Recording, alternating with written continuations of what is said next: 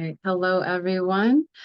Thank you for being patient with us as we figure out some technical difficulties here and getting us live.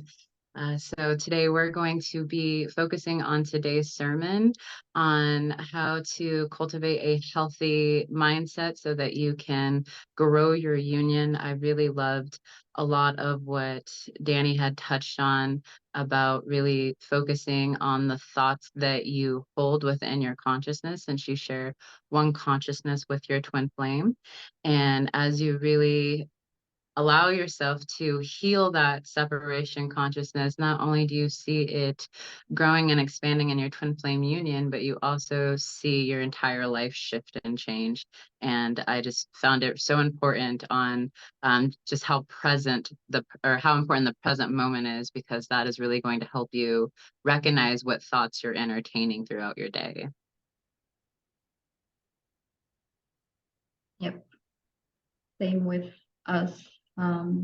Me personally, I really loved everything about the sermon, since the card reading, which was very powerful and just reaffirming, and what Danny was saying, like just about the positive thoughts and just being aware of what you think and knowing that you have the power to change that, and that mainly for me, because I have struggled and I still struggle from what I think is ADHD and undiagnosed OCD as well. Since I was like very, very young, I really saw that I need to discipline my thoughts. And it's something that also my coach, Larentiu and Alexandra, has always like reaffirmed to me that I need to discipline my thoughts, because I have like these loops that just keep me down, and I lack energy then to do what I need important, or I need to I don't have the energy to focus on what I want to do, like on my dreams or my hobbies, what I love. So yeah, it was very powerful, because I'm like, yeah, I have the power actually to change my thoughts. I have the power to make that choice. Yeah. Yeah. I feel the same way regarding the positive thoughts. It's always a challenge, because we're living beings and we are having thoughts most of the time during the day. And being deepening your presence there, thought after thought, and feeling into each thought is really an indicator to where your vibration is. And I think Christina mentioned it, I'm not sure, that when you actually address those thoughts, and when you don't, no, it was Danny that mentioned it, when you don't avoid the thoughts, the negative thoughts, and when you don't judge them, you actually can see them for what they are, let them go, and actually love yourself there, and change those, make the transition, make the shift. And what is a beautiful thing here, the analogy that came to my mind is like having a stain on your clothes, having stains on your clothes. It's like instead of judging yourself why you were not careful or whatever to make those stains, but just go and wash it, just go and clean it and move on. And naturally you will the next time you will be more careful. It comes naturally. You don't have to worry about that, think about that. It's when you heal, it's like automatically you naturally, your response to that certain type of situation will be different, because your thought process will see it differently in reality. And it's a reflection of your inner being. So yeah, I thought that was beautiful. Yeah, having to release the judgment when you're moving through something is really a key point there. It's just something that I didn't really know I was doing. I thought I had a pretty healthy mindset. It was definitely something that I was consciously working on.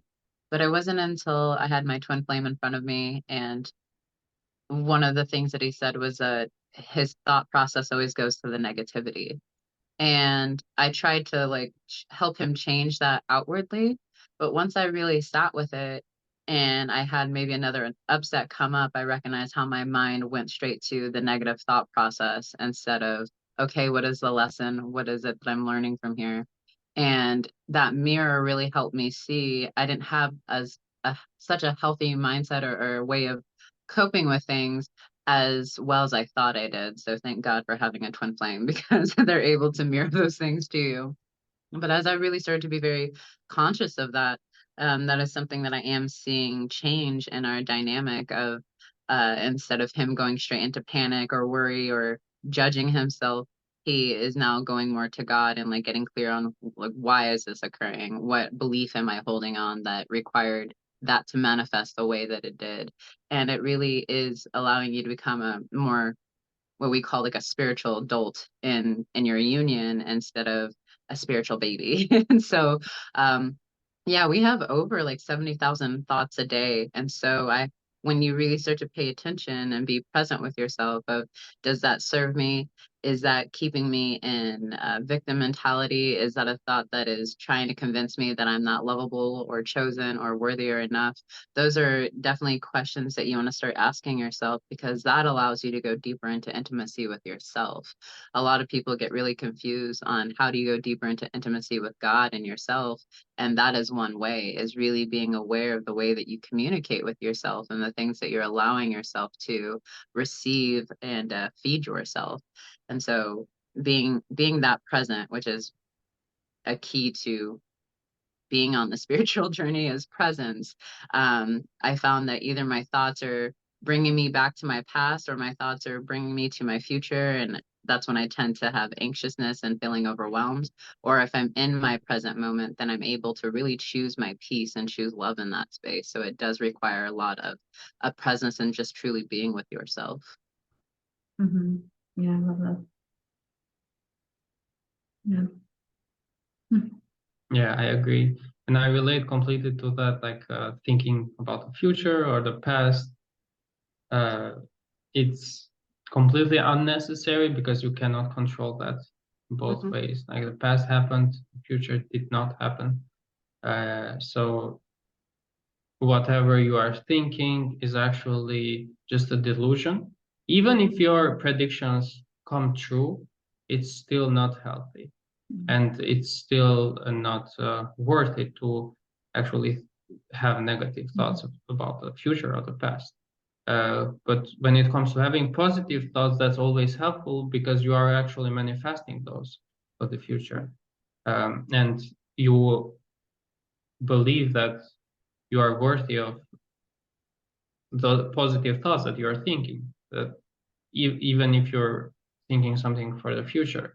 So I love like being optimistic in general, and sometimes in hard times when a lot of challenges come up, um, maybe I struggle a bit to be able to have positive thoughts and be optimistic about what will happen. But mm, I feel like I'm learning to really go deeper there and be present with that feeling, so I can really choose to be optimistic, like radically, and as Shaleia said, be stubborn about that. Yeah. Mm-hmm. Yeah. Something that I was like that came up for me while watching the sermon was something that Yogananda has said, and it's to reverse a habit. I'm not like quoting exactly, but if you have a habit or a pattern that you want to change, you have to do the opposite of that and like make the choice over and over and over again until it just like dissolves. And this is something that also Jeff has said in the classes in Twin Flames Ascension School, that you have to reprogram your thoughts as if they are in a computer.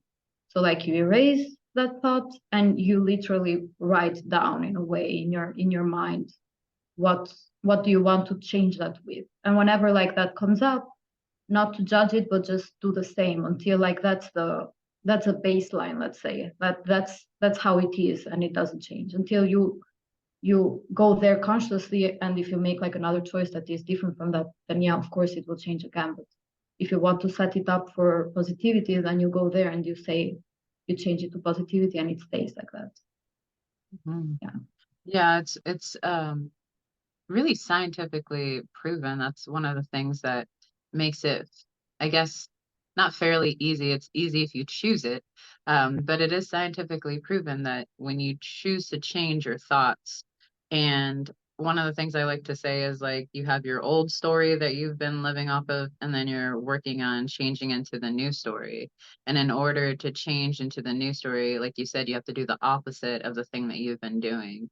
And so I'm always consciously asking myself, like, if I was the version of myself who's in the new story or doing the new pattern or believing the new thought, like, what is it that she's doing that's different than this version of myself who's doing it the old way?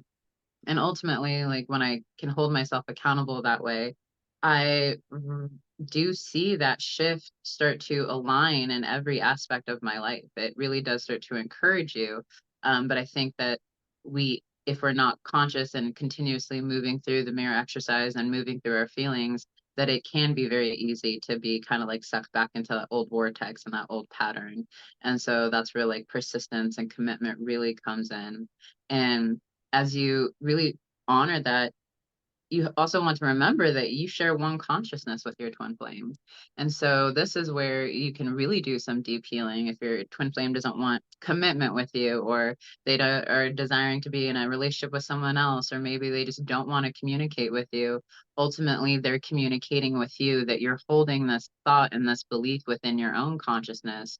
And so instead of trying to change the outside or convince them, or, hey, we're twin flames, we should be together, you really can heal that within yourself, and you will see that absolutely shift and change within your union, because their thought process absolutely aligns with yours. And so it really does, you really do have a lot of power. I was going to say control, but that's not the word I wanted to use. You have a lot of power there in being able to shift your dynamic with your twin flame, because they're ultimately mirroring to you what you're believing within yourself. Yeah. Yeah. We see that like with us, for example, like when we like get into like a very intense period, or like it's the upset, when we're like upset with each other, we tend like to start projecting and be like a bit judgmental in the beginning. And it's something that we're working on, just like to see ourselves, like each other, for what we are, and like for the mirror that we are, and see that, hey, actually we're loving each other. Yeah. We're not just being mean. Yeah. We are not victims of the mirror. We're just that's the purpose of us being together, basically, to heal. Otherwise, it wouldn't make sense. Yeah. And like I wanted to talk about power, and something that also Danny said, that do not underestimate the power of positive thinking. And because like our mind is the garden, is like our garden, and whatever we cultivate there, it will manifest. And like we have like to really see that whatever we think, that's how we're gonna feel, because that's what we're gonna attract. It's like a vibrational, like direct vibrational shift. So if we turn into the positivity, just how Danny said, like we will go to the other side, which is like attracting positive people, positive circumstances, positive opportunities, whatever it is. That's how powerful we are. And that's like where ego tries to come in, and it's like, oh no, actually you cannot do this, or like makes you think that it has power over you. And that's like where it kind of tries to take you off the path. I like tries to tell you, oh no, you cannot change, you cannot do that, that's too big of a thing. Well, actually, we have total power over ourselves when we align with God, because that's how we are created. And it's like very beautiful And very important not to underestimate that, because that's how, like, if we do not accept our divinity, we can create things that are very unpleasant for ourselves. That's why it's very important to be clean spiritually, because that's just what we're gonna manifest. Like, we want our divinity, we want like to live in heaven on earth, and that's exactly like the path how to go to that. And just like, I loved that Danny was talking about compassion, and like a lot of compassion, because like these thoughts might come up 40 times a day in the beginning, and like yourself is asking, oh, are you gonna abandon me there? Like, are you not gonna show up for me? Like, it's how many times it asks you to go there and change that thought. That's how many times it should be. And that's like the discipline that we need to change that. And it is work, but it's something that is worth it, because we are worth it. So yeah. And like, maybe after 1 week, or I don't know how much, like maybe that thought doesn't come up that often anymore, until like it's fully healed and it doesn't come up at all, and it's like completely restructured and aligned with love. Yeah, you hit a key word there, which is discipline. And in our last coaching session as well, we talked about discipline and we healed about that. And understanding that discipline is love and love is discipline. So basically, if you don't have discipline in love, in loving yourself, you will love yourself not consistently. You will love yourself sometimes, and when you stop loving yourself, you will go back to where you were. And that's the importance of discipline in love, because when you're disciplined in loving yourself, you will keep the tempo, and you will ultimately build up on your power as well. You will empower. You will feel more empowered, and you will be unstoppable. Yeah, yeah. And yeah, like something that we are working on is, as Andy said, like discipline. That we were like having a pattern of, oh, loving, loving, loving, loving, and then like we get a result, or like we get something good outside, and then we're like, oh, this is just like sunshine, and we stop loving, and we're like, okay, let's just stay in this goodness. For like, now it feels bad that I talk about that, because Yeah. we were not seeing it very, very clearly. And yeah, we have to get clear for what we are on this path, for what we are walking on this path. Is it for the result? Is it for Ascension? is it to feel good? This is something that also our coach said, that it's not about, like, the end result is not what you're doing this for, it's for Ascension. And you have to love the same way when you're feeling good and the same way when you're feeling bad. And that's like the discipline with our thoughts, literally, because our thoughts are a manifestation of our feelings. So yeah. Yeah, it's one of the things I've had to really do in order to keep myself just in line with that, is allow myself to write down some of the thoughts that I continuously hear myself saying, and then going into the mirror exercise with it. When I started writing them down, it became very clear on like, oh, this is my predominant thought. I think this pretty periodically throughout my day. And a big one was always like this thought of like, I'm not doing enough, I'm not enough, I need to do more. And it kept me on this hamster wheel of continuously chasing. And once I had to recognize, like, oh, I'm having that thought again, is that true? And really questioning the doubting thought process that I was having, that really helped me see that, like, no, I was still having to be compassionate with the fact that I was healing separation consciousness, because we do have these moments on this journey where we're doing so well with our thought process and things are flowing and we're getting results, but then we tend to sometimes like hit a wall or just hit an upset, and then we can easily spiral and go back, not go backwards, because you can't go backwards on your spiritual journey, but it feels like you're going backwards or going through your old ways. But it really is just an invitation for more love. And that's really the key, is always more love. There's never an opportunity that you can't just love yourself, and it will help you shift into feeling at peace in that space. And so coming back to releasing judgment, that really is a massive key, because we can tend to judge others for feeling a certain way when that's just their experience. And we have to respect that that's the experience that they're moving through, and that's the experience you're moving through. But it's really only to help you grow and to go deeper into love, into your union with God and yourself and your twin flame.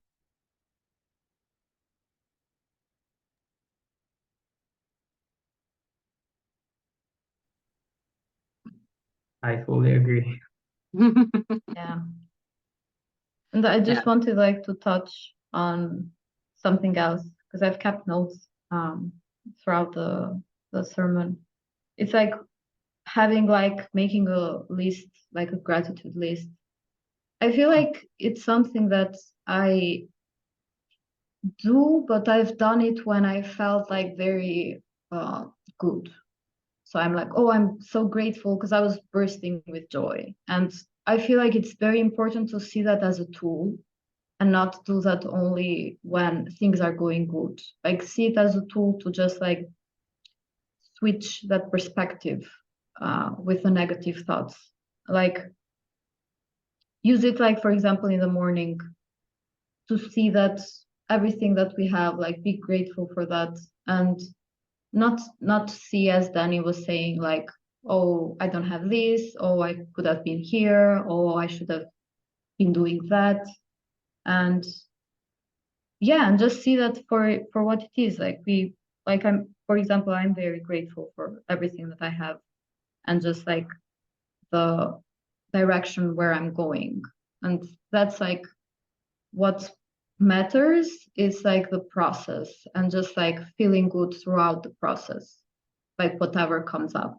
So because the destination, like we know that we will have everything that we want. Like we will have the good, shiny, beautiful things that we desire, like materially, for example. But it's enjoying that throughout the process that really is what's most beautiful, because like you see how much God loves you, like throughout each and every upset that we overcome. Yeah. Yeah, so it's about enjoying the journey. And I feel like you build a gratitude uh, as you're walking the path on the journey. You don't build a gratitude when you arrive at the destination. Mhm. So the journey is what makes everything so worth it. Yeah, because as children of God, like abundance, for example, or like all of these things are given to us. It's just like our choice to have them. So yeah. Yeah, what you're touching on there is just how, when we make that choice, how truly easy it is to shift from that lack consciousness to the abundant consciousness by when we're in that kind of more negative space and we start to give gratitude, we recognize, wow, we have all these things to truly be grateful for, but we're putting all of our attention onto the one thing that feels bad. When that attention does need to be there, it just is asking for love. It's not to shame yourself or to feel guilty about it. It's just the one thing that is asking for your attention and love in this moment.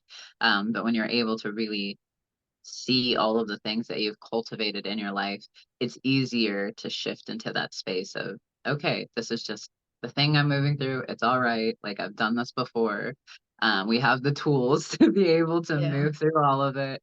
It's all good. And that's really what I love about this work, is that it really does prepare us to be able to move through any situation that comes up, whether it's financial, life purpose, your twin flame, family, boundaries. And that's another thing I want to touch on, is she really spoke on having healthy boundaries with yourself.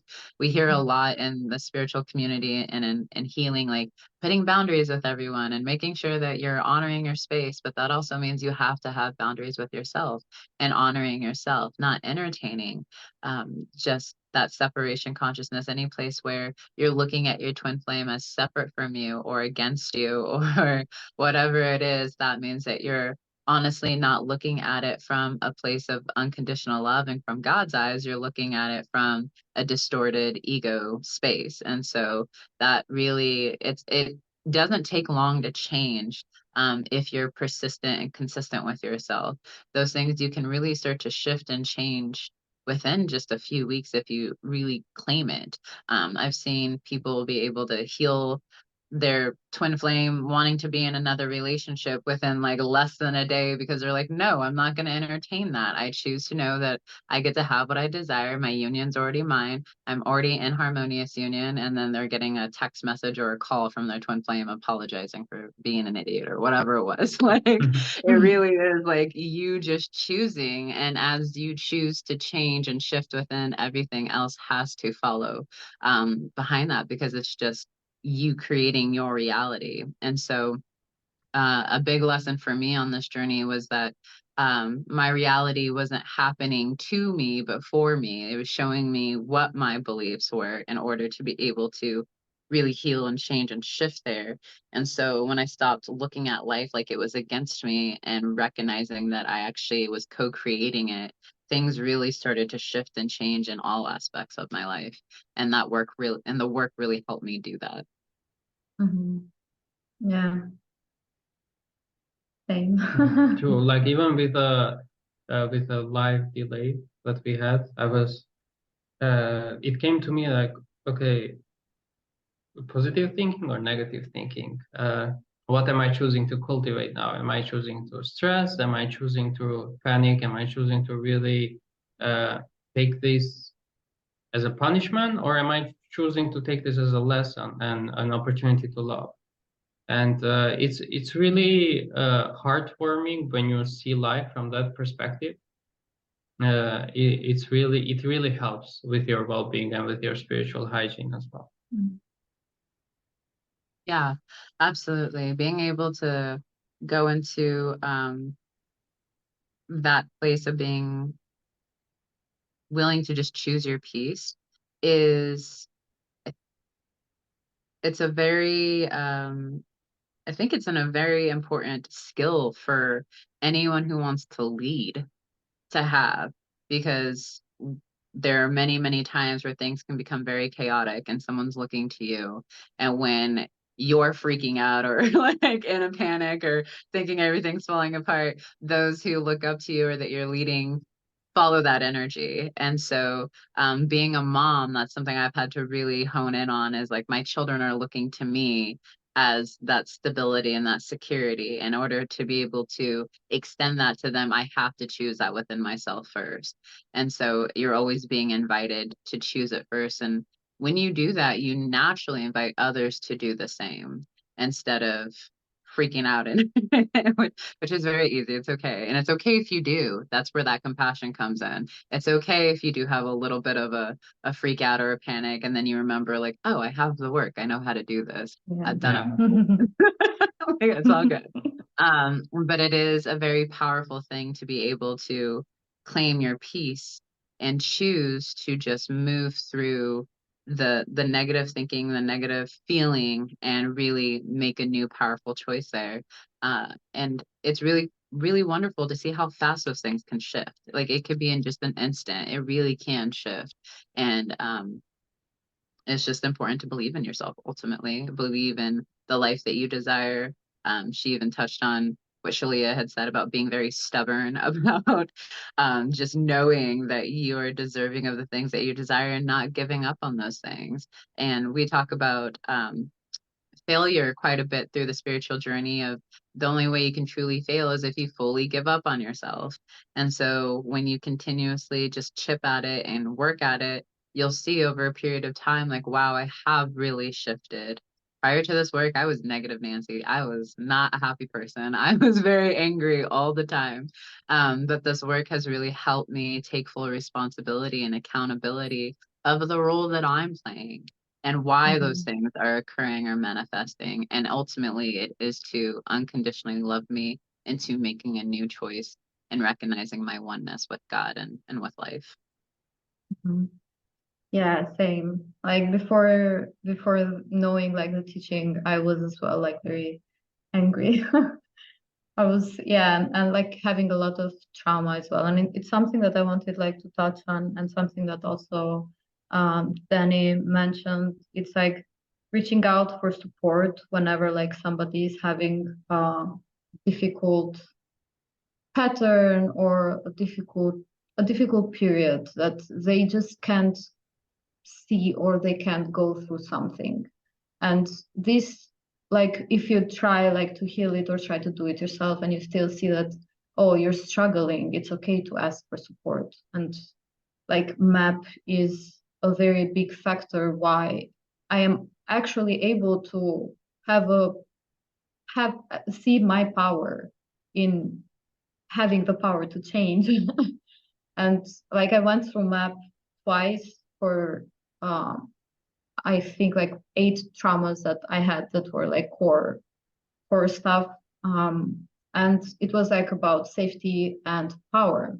And like those two things helped me actually see that, hey, I can actually change. I have the power to manifest my heaven on earth. I have the power to ascend. I have the power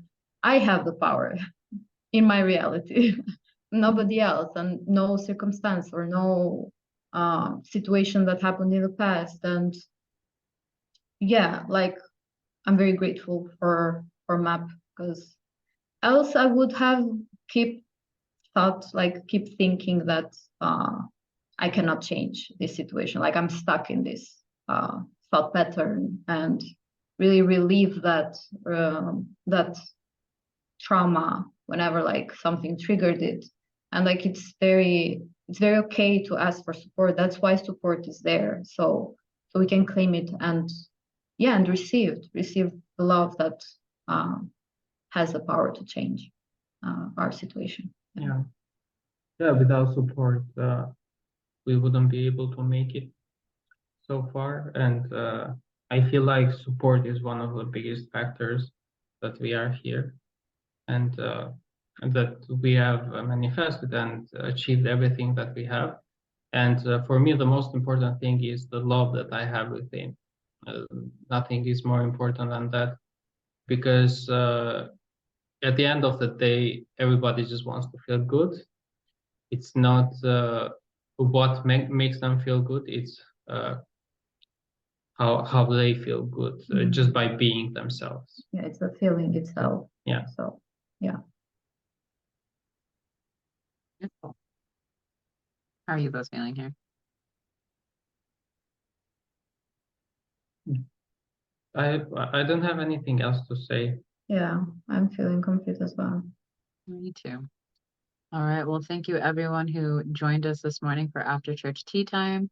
And for those who are going to watch on YouTube, definitely don't forget to like and subscribe. And then you can find us next week after Sunday's service at 1 p.m. EST here for After Church Tea Time again.